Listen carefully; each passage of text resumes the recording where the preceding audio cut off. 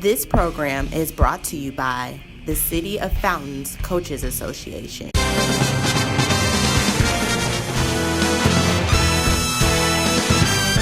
We have the head women's coach at Elizabeth City. Who do we have here?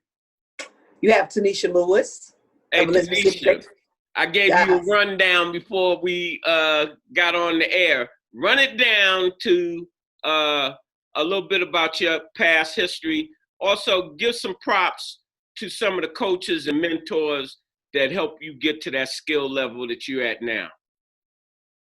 Of course, I fell in love with basketball because my brother was getting all the attention in the house. Like after the games, I would see my daddy like pretend like he had a trumpet going behind my brother after he had a good game. And I said, wait a minute, I want some of that attention. So I picked up a basketball and then it was over. My brother took me, had to be 7, 8, 5, 6, 6, 7, 6, 7. I got an older brother. He's like 4 years older than me. And so he took me everywhere. Every time he played, he made me play. He beat me up. You know, play with the boys? Of course. I didn't know there were girls teams until we got to middle school. And so Saturday morning basketball in Edgecombe County at South Edgecombe, watching my brother and playing with all the guys in the neighborhood. I mean, we played at my grandma's house. It was a dirt court. We would go and play ball all day and come home 6 shades darker. My mom's like, get in the tub and get that off.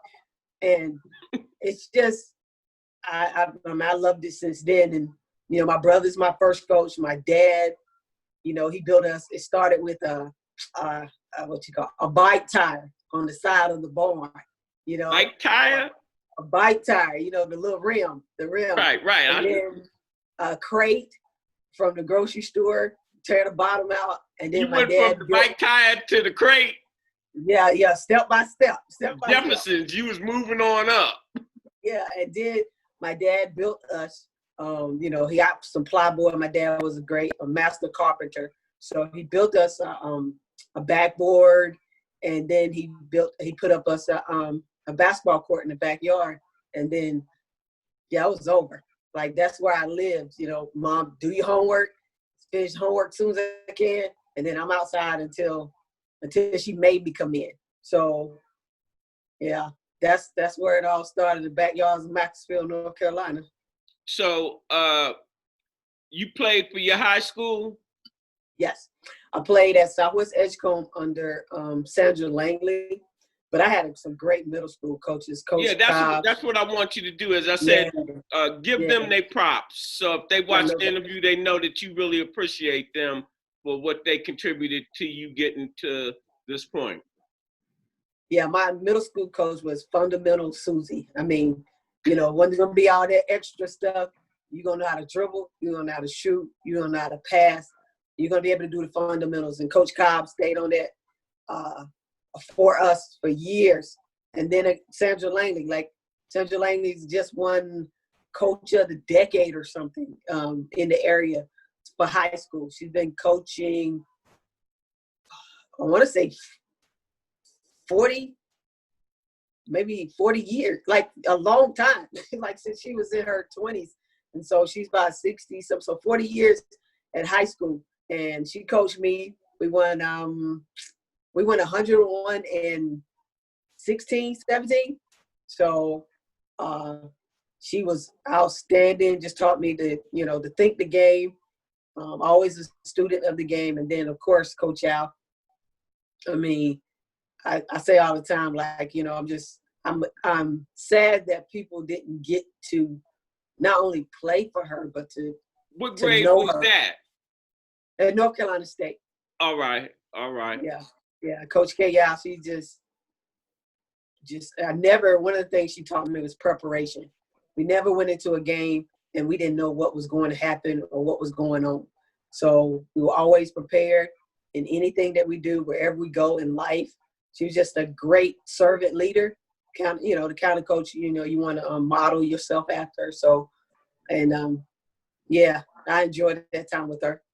All right, we've got Coach Glasgow's joined us. He's the head athletic director at, as I told you off camera, one of the leading high schools in the nation academically, and they have a pretty decent athletic program. Also, he is acting on the City of Fountain Coaches Association. He's director of operations. And hey, Coach, the ball is in your court. How are you, Coach? How you doing? I'm good. How are you?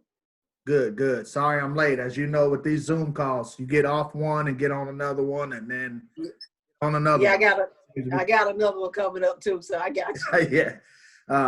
I just chiming in, hearing some about your history, Coach. It sounds like you been attached to the game since you were a kid. So tell us about, your program. I always like to ask that because we've had two girls teams go back-to-back Final Fours here in the state of Missouri in Class 4. So a tremendous amount of talent down here overall, just in the young ladies game that may be possibly under-recruited for our area. So tell us about your program, what kind of players you're looking for in the next couple of classes. I know COVID's kind of changed recruiting for, everybody. So we want the young to be able to hear, from the coaches what they're looking for. If they hear this, they can reach out and, possibly connect with you at some point about playing for your program. Well, the main thing is if you can get a bucket, we want you. How about that? Get a bucket. We want. Get a bucket. I can teach you a whole lot of things defensively. If you're athletic, we're looking for long, lanky players to be great. And then for the smaller players, if you can play, you can play. It doesn't matter, your height and things of that nature. Everybody looks for the bigger players, the longer, the lanky ones. But one of the things I really appreciate is a dog. One of them players that, no matter what the score is, they're going to give you every single thing. They're going to play on both ends of the floor. You don't have to worry about whether they're going to show up. One of the things that find it on any level is a player that's consistent. That, before the game start, I know exactly what I'm getting. Okay, I know this player right here is going to play defense every game. Every game she's going to play defense. She's going to give me 2-3 steals. She's going to box out. She's going to rebound. And one of the lost arts, I know a player right now that could get a scholarship if they would just focus on rebounding the basketball. Everybody want to do the other things, but rebound that basketball and give us another opportunity at a possession, that's huge. Extra possessions, extra opportunities, hustle plays. And then the other part is every player plays a part. We don't need the player that's going to score 30 points every game. We like them, but we also need the pieces that's going to be in the locker room, that's going to keep the locker room together. The pieces that's going to be on the floor. What are you looking for, Coach, in that locker room, per se, the type of player? Coach Glasgow, he had a 10-15, so I see he's bowed out, but we can continue. What type of attitude and personalities are you looking for in the locker room and as leadership in general? Well, the leadership-wise, I want somebody who not only talks, but somebody who walks. Meaning, you can't be last on the sprint and then talking in the locker room. I'm not listening. You know what I'm saying? You can't be late to practice or anything like that, but you're trying to lead. You got to lead from the front. You got to be a servant leader. Understanding that a communicator. Understanding that you can't talk to every single player the exact same way. I had a 6'5" big girl on my team at NC State. She was a teddy bear. So I had to whisper to her almost, but I had another teammate that I could light her up and still get her to do what she needed me to do. The team needed her to do. So willing to find a way to pull the best out of your teammates. That's the kind of leader I'm looking for. All right. Glasgow, you back Yeah, on. sorry about that. The techno kicked me out there for a second. So. Oh, we got dial up. Okay, what's up? Yeah. I got too many things going on in this I house. know. I'm really ready to just get back to normal so I can get up out of this house and go do what I normally would do. So, it's being closed in with teenagers, eating up everything. You know how it is. Hey, and when he said, I don't know whether you caught it because I caught it. When he said that they went back to back, we had some teams. He was talking about his teams went back to back. Okay. All right. Yeah, our high school girls team here at Lincoln went back to back Final Fours. Yeah, I heard it. Last couple of years. Yeah, I didn't know whether you took it because we were talking about in the state. He said that there are other coaches that watch this and would possibly want to have their girls contact you. Go ahead, Coach Ryan. I mean, yeah, because, our mission is to try to create as many opportunities for the young ladies and just student athletes as general around here. You tell us about what campus life is like at the school, what, academically, how things work. We always want to make sure and put that piece out there so kids can kind of get a clear vision of what it's like to be on campus and, how the academics work, if it's pretty stringent, like some of our Lincoln kids are used to, or if it's just more of a traditional type of atmosphere. Well, let me add a caveat to that. Also, give us your record since you've been there and where they were, where you have them now, and where you're taking them. Is that me? You. Coach. My record? Yeah, me? Yeah, your record. Oh, okay. Oh, my record is 0-0. We starting fresh. I love it. We undefeated right now, man. But with the question about academics, Elizabeth City has some outstanding, plenty of majors. I think it's 31 different majors. Also, aviation program is top of the line. Also, smaller classrooms. Not as many, no more than, I don't think, 20 to 30 students in each classroom at the most. Great professors. From my time, and I've only been there about 20 days, just walking around the campus. Of course, a lot of people are remote learning, but they have been so receptive. My kids, their grades are amazing, way better than mine were in college. So they're doing a great job. I think as a team, we're like I want to say 3-2, something like that, 3-3. So they're doing great academically. They're getting the full. One thing I love about HBCUs, and I came from PWI, is that they're getting the full experience, not just the academics, the social, the networking, the full experience on the campus. This I really would like this COVID to, for us to make some decisions nationally and go ahead and get this COVID taken care of, because one of the great aspects of the HBCU is the family. You don't feel like a number. You feel you are a person, you are an individual, and just so many things going on campus that, you want kids to be involved in, but because of COVID, we really don't know what next year was going to look like on campus. So how long have you been coaching? Let's see. And see, I didn't know that you was, this was your first year there. Yeah, I got, so I'm 20 days in.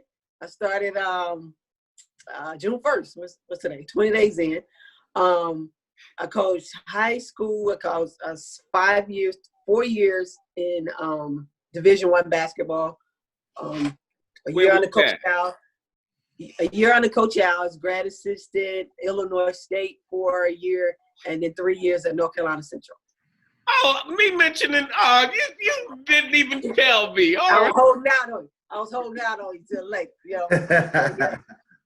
Yes. All right. Yeah. So, Coach, you still looking for players now, or you guys got your classes in with COVID? How you guys going? How you guys dealing with all of that for your 2020 group? How's that looking? Listen, we always looking. You know what I'm saying? Always looking. We got some pretty decent kids coming in, and we got a great group of kids that are returning as well, coming off of injury, and then some that are coming off good year last year. So but we're always looking. Good. So we've talked to several HBCU coaches, and you just mentioned the family atmosphere, like the culture, how it is on campus. Do you guys, what is the main thing that you've noticed about your university now versus places that you've been before, as far as just the way, you as a coach, because right now our kids are going through a lot. They want to connect with people that look like them, that, are going to care about them personally in their, young adult lives. So have you noticed about how you've been treated there that translates over and helps you, get kids processed and into the system and ready to get to campus at some point and get back to work? Also, I want you to ask, tell us, I should say, where do you basically recruit from? Because the different coaches that we have had on, as I talked to you earlier, a lot of the HBCUs are on the East Coast. Mm-hmm. And another thing, how many scholarships do you have available for your program? Different schools have the different amounts. And as Coach Glasgow was saying about the academics, a lot of the HBCUs tell us whether that's how you're working. They're able to, because of the financial situations with the HBCUs, they're really looking for real good student athletes where they can get some financial aid, and talk about that in addition to what Coach Glasgow. Lord, I done, Coach, what were I done forgot the first question. You done messed me all up. No. Just talk about your experience in the 20 days. Okay. How you've been treated. You know what I mean? Because it's important. Yeah. These kids go play college. They want to know that they're going to be there for a while. You know what I mean? A lot of these kids get caught up and go somewhere. The next year, the coach leaves, and then they can't transfer. Things like that. So, what's your experience been like? And then, we can touch on the other things that Carlos mentioned. I came from PWI, right? So, and I had a great experience at NC State. Great. Nothing bad to say. And then I went to North Carolina Central. And just, from PWI to HBCU, it's just different. And I was trying to get people to understand it, but it's just something about spending so many days where there's few people that look like you. And then walking on the campus and seeing just like yourself. You home. You know what I'm saying? I'm home. It is home. And like I tell people all the time, people talk about, this better. I just say it's just so different. It's just different. It's and it's great. And this hour and time right now that's going on, I mean, I know there's a lot of migration to HBCUs, and I completely understand it because I'm pushing my nephews, cousins, niece, third cousins, fourth, everybody to go to a HBCU right now. It's just a safe place. I'm telling you, when I stepped on campus, and just being the way they announce me, how you honor you, people don't have to do anything for you. That's I firmly believe that. So I'm grateful for everything that they did, how they did it, the missions they called and say, hey, this is how the process works. If you need any help, this who you call.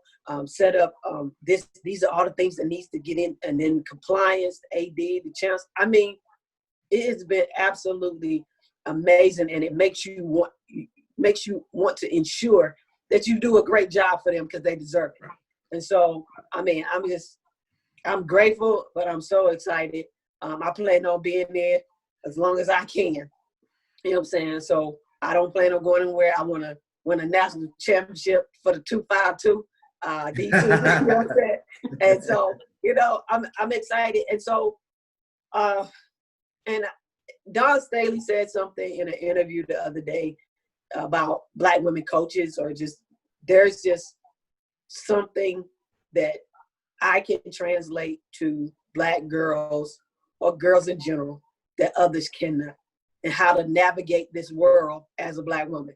You know what I'm saying? Because it is a navigation.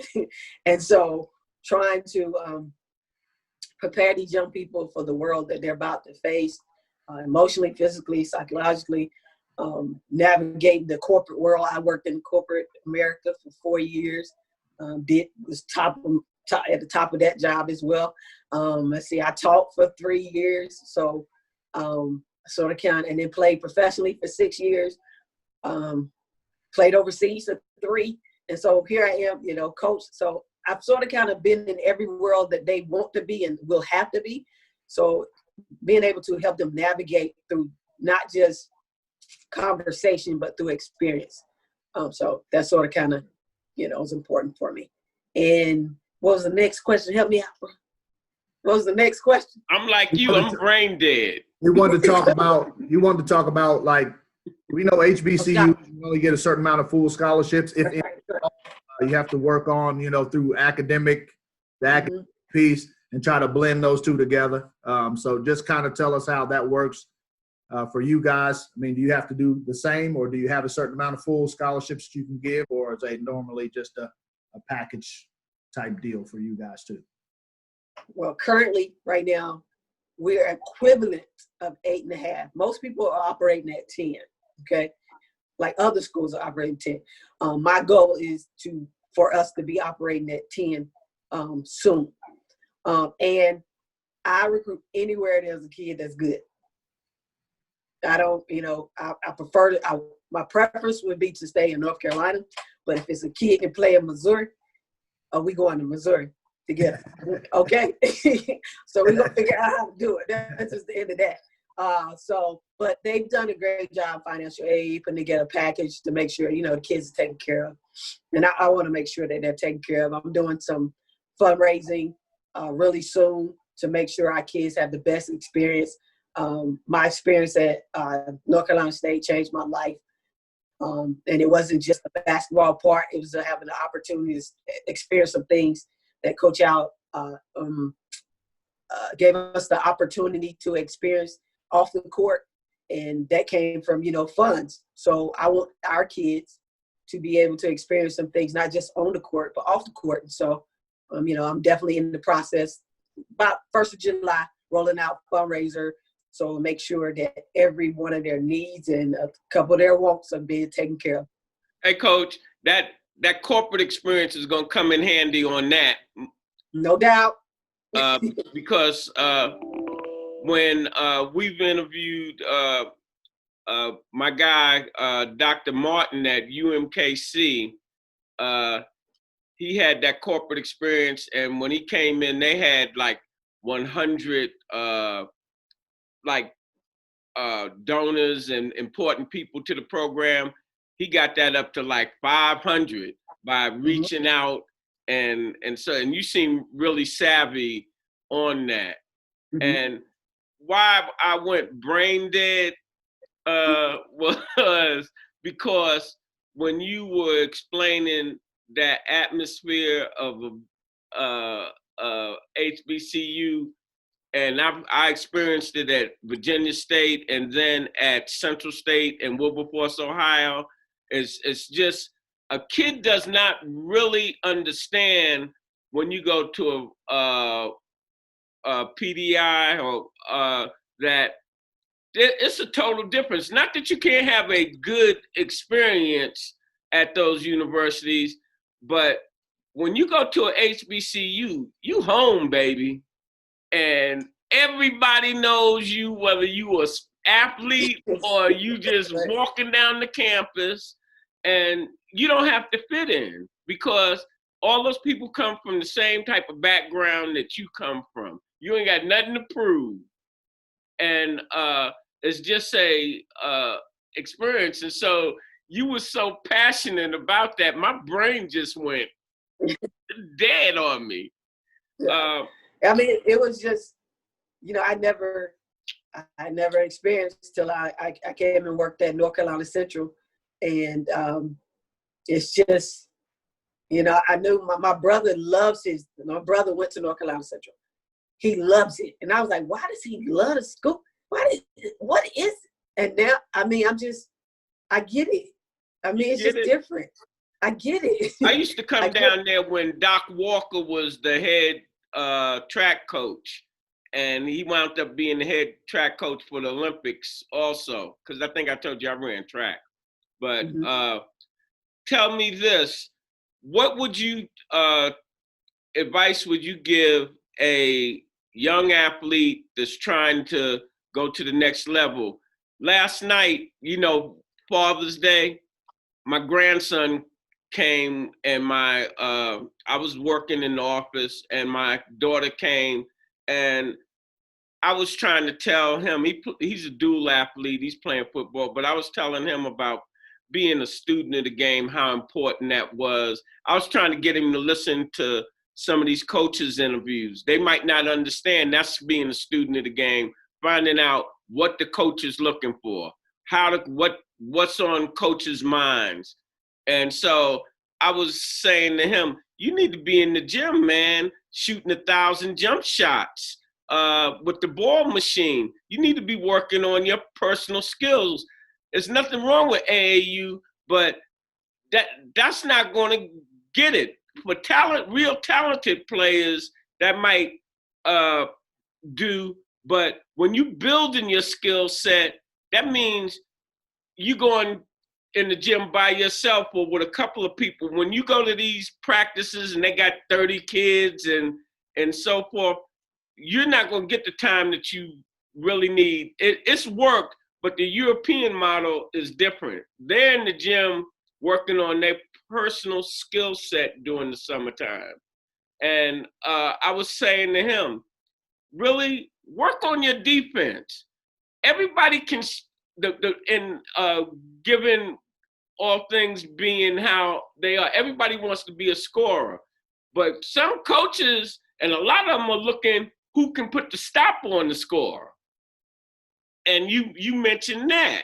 And so what kind of advice would you give a young athlete on what they should be doing as it relates to their academics and as it relates to developing their skill set? One thing that I am running into, and I've been running into for a while, for a couple of years, is that there's a lot of bad advice out here. And I'm gonna just do the academic part first.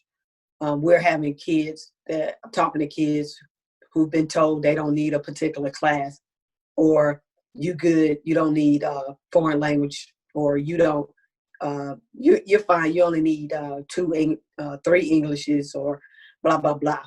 And it makes me angry slightly, but because a lot of these kids, at 8th grade, if I see a kid in 8th grade, I can tell you, they can play in college somewhere. So 8th grade.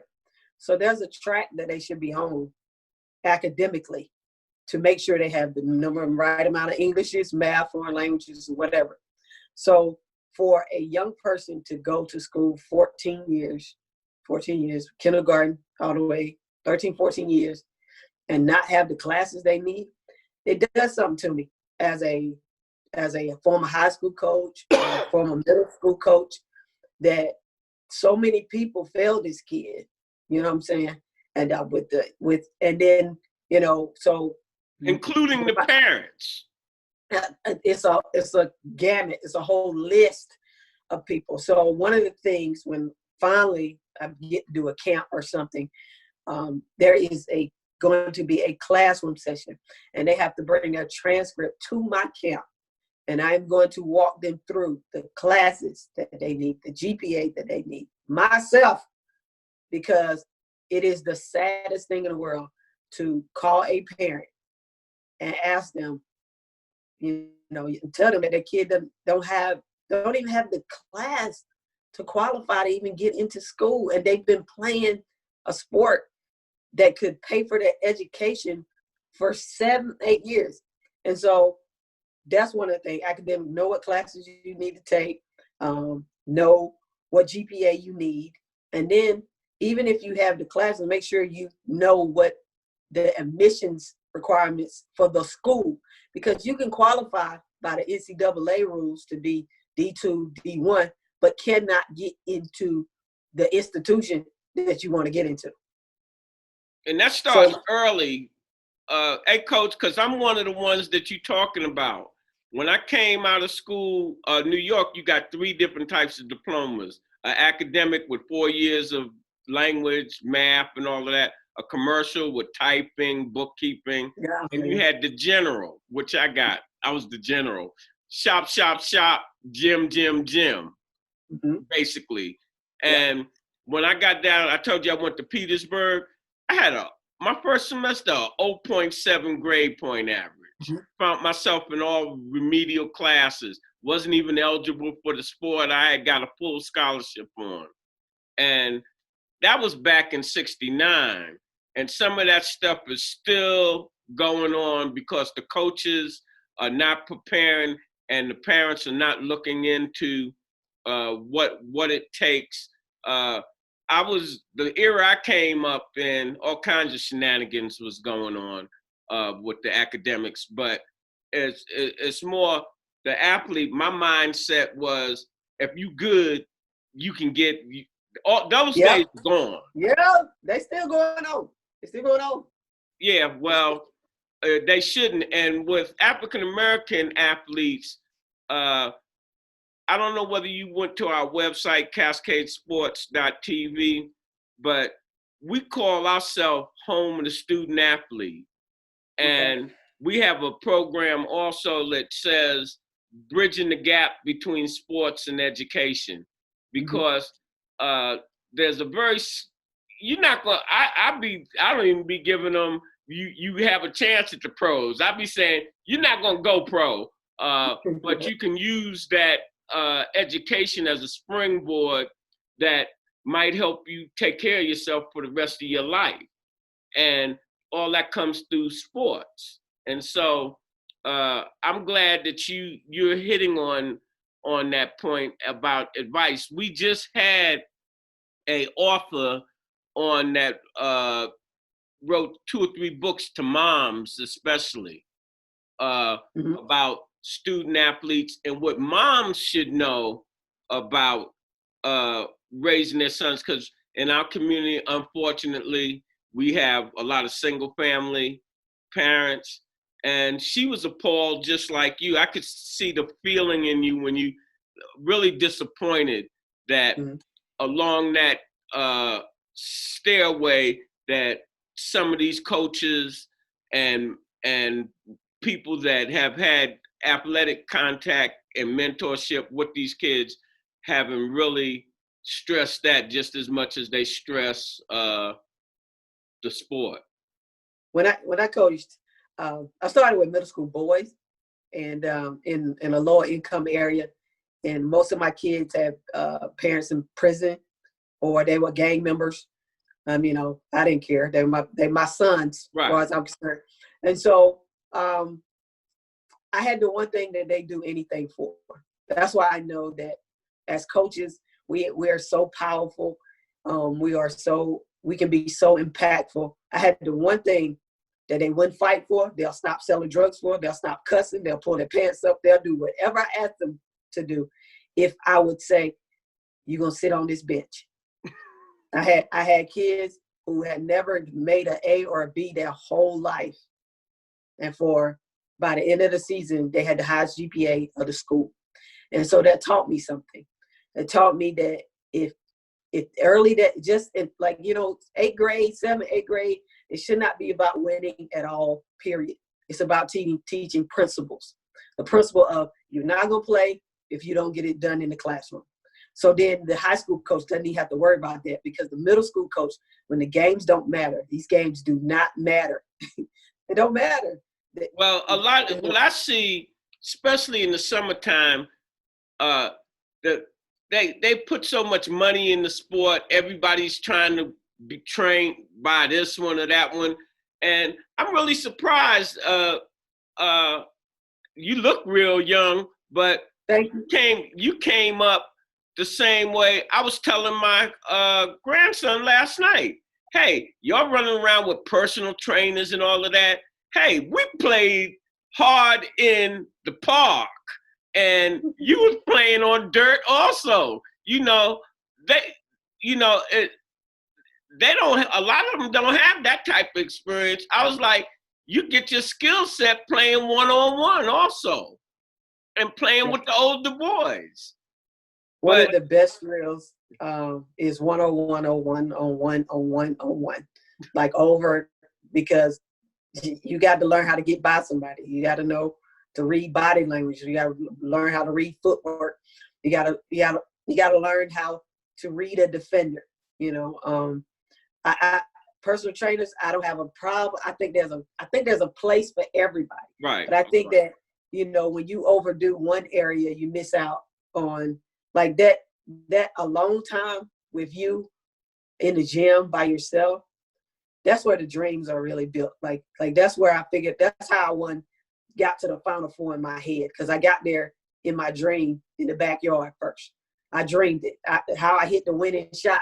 I was in the backyard by myself, and I did it over there by my daddy's raggedy brown truck. So I did it by myself in the backyard or in the gym. I dreamed it first. And it's hard to dream when somebody else is in there. So you got to find that alone time where you're in your place, where you begin to dream about how things can be, how you visualize shot going in over and over. And then all this other stuff, you know, there's a place for personal training, weight training. There's a place for AAU, you know, later in the development. But, you know, I worry about, when I was at Illinois State, we had a kid who had been playing AAU since she was in 4th grade. She couldn't even finish her senior year because her feet were so bad because she had played so many games. That's why you just have to be careful about, you know, not overdoing it.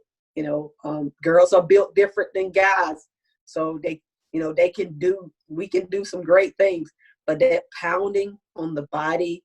I mean, I remember the doctor said she had the feet of an 80-year-old person, and she was 21 years old. She had been playing AAU continuously from, it might have been early in that second, third grade, just games, all the way up to, she couldn't even finish her senior year. Well, hey, Coach, I'm going to wind this up. It was a plum-pleasing pleasure to have you on the show. And as we always say, when you invest in your community, you're really just investing in yourself. Good night. This program is brought to you by the City of Fountains Coaches Association. The program is brought to you by the Kansas City Business Association.